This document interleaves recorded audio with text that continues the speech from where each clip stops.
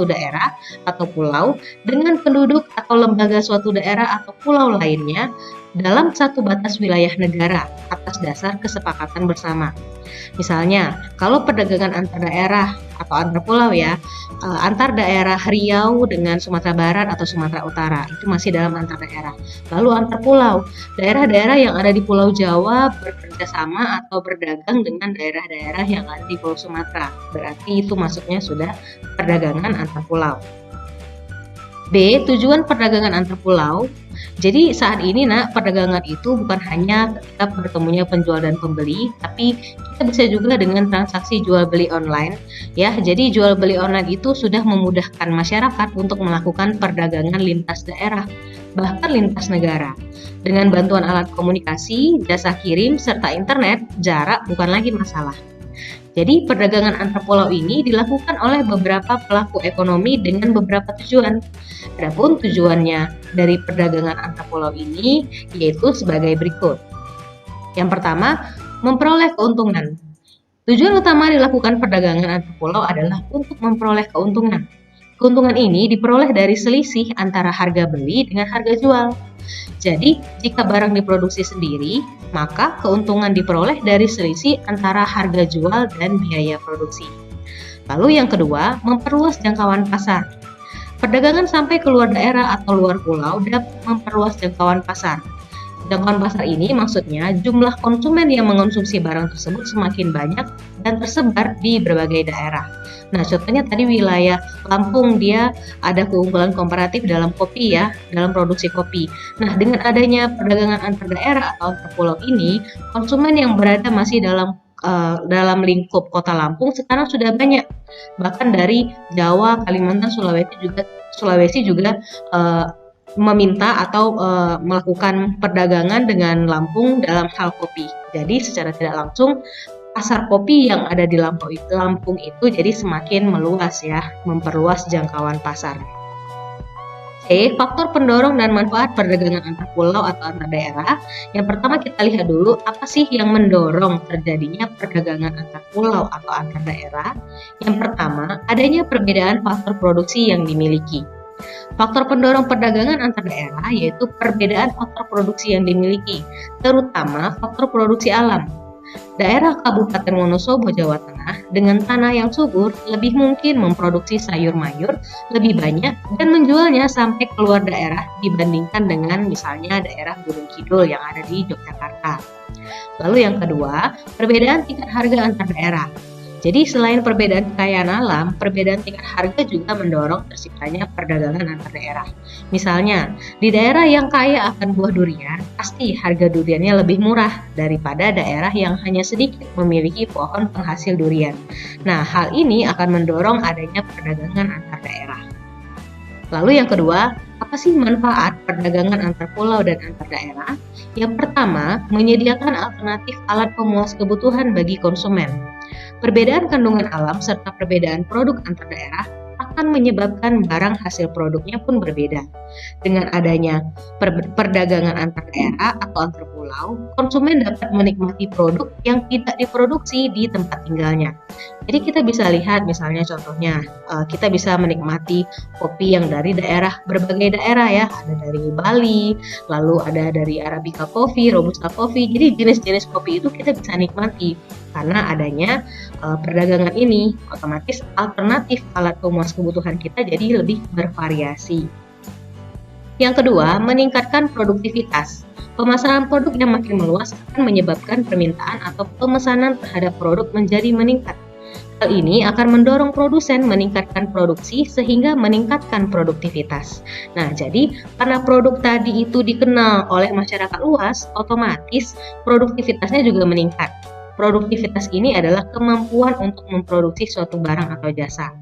Ya, seperti di gambar, hasil kerajinan tangan itu banyak diminati. Nah, akhirnya dari satu hari hanya memproduksi 10 macam, maka dengan naiknya produktivitas satu hari bisa menghasilkan 5.000 macam misalnya, seperti itu ya, itu contohnya. Lalu yang ketiga, memperluas kesempatan kerja bagi masyarakat. Peningkatan jumlah barang yang diproduksi dalam jumlah besar akan menyebabkan produsen butuh tenaga kerja tambahan, sehingga akan ada lowongan kerja tambahan. Selain itu, perdagangan lintas daerah juga akan memunculkan unit-unit usaha baru seperti jasa kirim, perluasan transportasi, dan sebagainya. Jadi, seperti dicontoh ya, seperti gambar dicontoh, produksi hasil kerajinan tangan itu sangat diminati oleh masyarakat luas, bahkan internasional.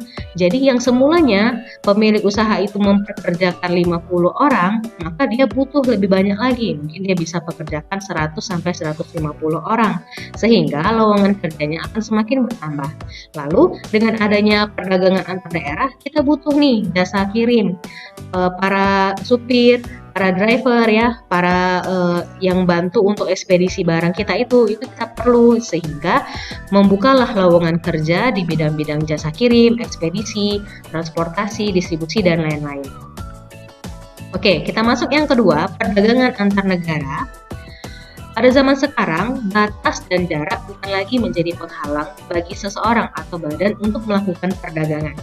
Bahkan, antar negara pun dapat melakukan perdagangan dengan mudah. Perdagangan antar negara yang dimaksud adalah individu atau lembaga dari negara kita yang menjual atau membeli barang dari individu atau badan yang ada di luar negeri. Terjadinya aktivitas perdagangan antar negara akan menimbulkan aktivitas yang biasa kita sebut dengan ekspor dan impor. Mari kita lihat yang pertama, pengertian dan ruang lingkup perdagangan antar negara atau internasional. Perdagangan antar negara atau biasa disebut dengan perdagangan internasional merupakan aktivitas perdagangan yang dilakukan oleh masyarakat suatu negara dengan masyarakat lain atas dasar kesepakatan bersama. Adapun ruang lingkup perdagangan antar negara yang pertama, adanya perpindahan barang dan jasa dari satu negara ke negara lain, adanya perpindahan modal melalui investasi asing dari luar negeri ke dalam negeri, adanya perpindahan tenaga kerja dari suatu negara ke negara lain, perpindahan teknologi dengan mendirikan pabrik-pabrik di negara lain, dan penyampaian informasi tentang kepastian adanya bahan baku dan pangsa pasar. B. Aktivitas perdagangan antar negara. Yang pertama ada ekspor.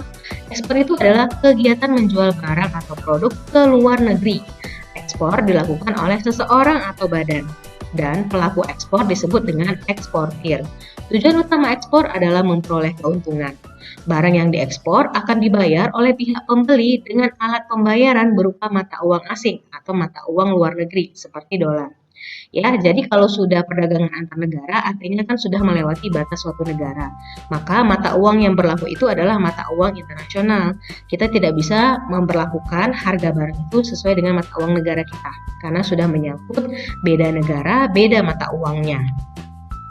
B. Import ya, kita masuk yang import. Ini merupakan kegiatan membeli barang dari luar negeri. Seseorang atau badan yang melakukan impor kita sebut dengan importir. Seorang importir membayar barang yang ia beli dengan mata uang asing. Lalu importir dapat menukarkan uang rupiah mereka dengan mata uang asing di bank dalam negeri. Selanjutnya, digunakan untuk membayar barang yang diimpor. Selanjutnya, barang-barang yang diimpor oleh Indonesia itu terdiri dari dua macam, yaitu migas dan non-migas. Barang yang termasuk dalam migas ini minyak dan gas ya nak. Antara lain minyak tanah, bensin, solar, dan LPG. Sedangkan kelompok non-migas seperti karet, kopi, ikan, kayu lapis, kelapa sawit, serta barang tambang non-migas seperti nikel dan batu bara. C. Kebijakan pemerintah untuk mendorong ekspor. Yang pertama, memberikan kemudahan kepada produsen barang ekspor. Jadi, kebijakan yang mendukung peningkatan ekspor seperti kemudahan pengurusan perizinan serta memberikan fasilitas kepada produsen barang ekspor. Fasilitasnya seperti pemberian bantuan teknologi, pelatihan inovasi produk, bantuan kredit dengan bunga rendah. Hal ini akan menjadikan produsen menjadi semangat untuk berproduksi. Harga faktor produksi yang murah tentu dapat menurunkan harga jual, sehingga dapat meningkatkan daya saing perusahaan. Yang kedua, menjaga kestabilan nilai tukar rupiah. Nah, kestabilan nilai tukar rupiah sangat penting bagi eksportir karena nilai tukar rupiah yang stabil terhadap mata uang asing tentunya akan mempermudah para eksportir untuk menghitung biaya produksi produk ekspornya. Nah, dengan kepastian nilai rupiah ini, para eksportir akan lebih mudah menentukan harga pokoknya di pasar internasional. Jadi, dengan ini mengurangi tingkat keraguan eksportir untuk melakukan ekspor terhadap produk mereka. Jadi produsen eksportir atau eksportir ya, dia tidak ragu untuk melakukan ekspor, mengirim dan menjual barangnya ke luar negeri kalau misalnya nilai tukar rupiah itu stabil, nilai rupiahnya. Jadi dia bisa hitunglah biaya produksi produknya, lalu dia bisa tetapkan harga produknya. Nah, coba bayangkan kalau misalnya nilai tukar rupiah kita itu tidak stabil. Produsen pasti akan bingung menghitung biaya produksinya, lalu berapa harga produk yang bisa dia tetapkan di pasar internasional karena nilai rupiahnya nggak stabil. Jadi seperti itu contohnya ya nak. Lalu yang ketiga, membuat perjanjian dagang internasional. Perjanjian ini mencakup kesediaan masing-masing negara untuk menjadi pembeli atau penjual suatu barang, sehingga masing-masing negara memperoleh keuntungan. Penjual atau eksportir mempunyai pasar dengan perlindungan istimewa dari perjanjian tersebut. Selain itu, pembeli juga dapat mempunyai penjual yang telah memenuhi kriteria sesuai dengan perjanjian. Yang keempat, meningkatkan promosi. Jadi dalam rangka memperkenalkan produk dalam negeri di pasar internasional, promosi itu adalah hal yang sangat penting. Promosi bisa dilakukan dengan pameran dagang, festival olahraga, seni, maupun kegiatan lainnya yang bisa sebagai promosi. Pemerintah dapat menangani promosi dan pusat informasi dagang di luar negeri. Contohnya, kantor-kantor pusat promosi dagang Indonesia atau Indonesian Trade Promotion Center yang mengusahakan agar produk-produk Indonesia dikenal di luar negeri. D. Faktor pendorong ekspor. Nah, apa yang mendorong kegiatan ekspor itu terjadi? Yang pertama, keadaan pasar luar negeri. Besar atau kecilnya permintaan dan penawaran dari berbagai negara dapat mempengaruhi harga di pasar dunia. Apabila permintaan di pasar dunia lebih banyak daripada penawaran, tentunya harga akan naik. Sebaliknya, misalnya penawarannya lebih banyak dari permintaan, maka harga itu akan cenderung turun. Nah, keadaan ini akan mempengaruhi para eksportir untuk meningkatkan atau menurunkan ekspornya. Yang kedua, keuletan eksportir untuk menangkap peluang pasar. Jadi, seorang eksportir itu dia harus pandai menangkap dan memanfaatkan peluang pasar. Dengan kepandaian tersebut, mereka bisa memperoleh wilayah pemasaran yang lebih luas. Nah, oleh karena itu, eksportir ini harus ahli di bidang marketing, ya, strategi pemasaran. Yang ketiga, kondisi sosial, ekonomi, politik suatu negara. Bidang ekonomi, sosial, politik merupakan bidang yang terkait satu sama lain. Ketika ada ketidakstabilan pada salah satu bidang, maka bidang lain itu akan terpengaruh. Misalnya, negara tujuan ekspor sedang mengalami kerusuhan politik berupa perang antar suku. Nah, tentu ini akan mempengaruhi keberlangsungan proses ekspor ke negara tersebut. Ya, misalnya kita mau ekspor ke negara A, sementara di negara A itu sedang banyak konflik. Nah, tentulah ya kebijakan peraturan yang ada di sana itu pasti akan berubah-ubah. Nah, itu bisa mempengaruhi eksportir untuk melakukan kegiatan ekspornya. Lalu E, manfaat perdagangan antar negara. Yang pertama, memperoleh keuntungan. Manfaat dari perdagangan adalah memperoleh keuntungan dengan adanya spesialisasi, yaitu produk unggul yang khas dari tiap-tiap negara. Produsen dapat menghasilkan produk dengan efisien. Perdagangan antar negara juga menyebabkan produsen bersemangat memaksimalkan produktivitas mereka tanpa khawatir kelebihan produknya tidak akan terjual karena mereka sudah menjualnya ke luar negeri. Yang kedua, memperoleh barang yang tidak dapat diproduksi di dalam negeri. Setiap negara pastinya memiliki sumber daya yang belum tentu dimiliki oleh negara lain, sehingga hasil produksi tiap negara pasti berbeda. Banyak faktor yang mempengaruhi perbedaan ini, seperti keadaan kondisi geografi, iklim, penguasaan teknologi, dan lain-lain. Dengan adanya perdagangan antar negara, maka setiap negara itu bisa bertukar hasil produksinya untuk memperoleh barang yang tidak dapat diproduksi di negara mereka. Misalnya kita belum bisa nih memproduksi barang elektronik yang cukup canggih dengan biaya yang murah. Nah, dengan adanya perdagangan antar negara ini, kita bisa melakukan perdagangan misalnya dengan negara Jepang, dengan negara Amerika, dan lain-lain. Sehingga apa yang tidak kita produksi di dalam negeri, kita bisa peroleh. Ya, kita bisa mendapatkannya. Seperti itu. Lalu yang ketiga, menjalin persahabatan antar negara. Jadi dengan adanya perdagangan ini akan lebih memudahkan terjalinnya persahabatan. Hubungan yang baik di bidang ekonomi pasti akan mempengaruhi hubungan lainnya seperti pendidikan, kesehatan, sosial, serta kemanusiaan. Yang keempat, transfer teknologi modern. Nah, jadi dengan menggunakan barang-barang impor yang tentunya berteknologi tinggi, dibutuhkan pengetahuan dan keterampilan tertentu. Maka pada umumnya importer ini diberikan pelatihan penggunaan teknologi tersebut. Nah, hal ini akan mempercepat terjadinya transfer teknologi modern. Misalnya ada importer nih yang mendatangkan barang-barang atau spare part dari luar negeri. Nah, secara tidak langsung mereka pasti akan dibekali dengan pengetahuan atau penggunaan teknologi ini. Jadi mereka akan lebih cepat memahaminya. Kita masuk yang F, faktor-faktor yang mendorong perdagangan antar negara.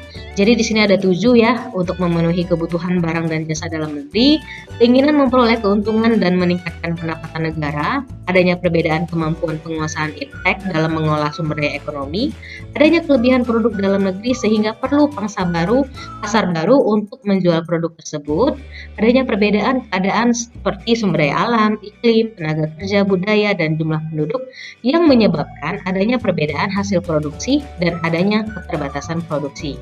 Lalu adanya keinginan membuka kerjasama, hubungan politik, dan dukungan dari negara lain, dan tentunya di era globalisasi ini tidak ada satupun negara di dunia yang dapat hidup sendiri.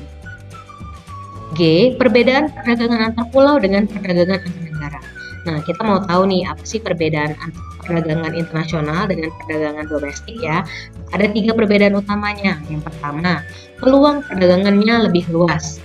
Pada perdagangan antar negara, suatu negara dapat menjual barang atau jasanya ke negara lain atau bisa membeli barang dan jasa dari negara lain. Nah, dalam perdagangan antar pulau, kita cuma bisa melakukannya antar daerah atau antar pulau yang masih dalam satu lingkup negara. Jika tidak ada perdagangan antar negara, orang Indonesia pasti nggak bisa memiliki mobil. Lalu, kita seluruh dunia juga tidak bisa menikmati film Hollywood dan banyak lain-lainnya ya, contohnya ya. Lalu yang kedua, adanya kedaulatan bangsa. Pada perdagangan antar negara, bangsa-bangsa dapat mengatur aliran barang dan jasa, tenaga kerja, dan keuangan. Negara-negara menunjukkan kedaulatannya di sini. Sementara di perdagangan domestik, aliran perdagangan itu berjalan secara bebas tanpa regulasi yang berarti dari negara. Regulasi itu peraturan ya, Nak ya.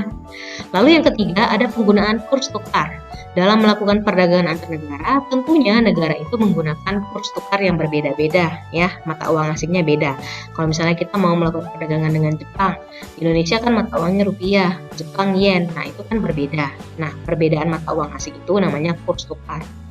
Ini berbeda dengan perdagangan domestik ya. Kalau domestik kan cuma satu ya kurs tukarnya, cuma satu mata uangnya. Kalau udah berbeda negara tentu berbeda pula. Perdagangan antar negara juga membutuhkan sistem keuangan antar negara yang dapat memastikan kelancaran aliran mata uang ini. Oke, baik anak-anak semuanya, sampai di sini dulu materi kita tentang perdagangan antar pulau, antar negara, dan perdagangan internasional. Terima kasih untuk anak-anak yang sudah menyaksikan video ini dari awal sampai habis. Mohon maaf kalau ada keterbatasan dalam penyampaian informasi atau ada kesalahan dalam menyampaikan materinya. Mudah-mudahan anak-anak semua dapat mengerti. Oke, minggu depan kita lanjutkan materi kita dengan materi yang baru. Baik semuanya, terima kasih.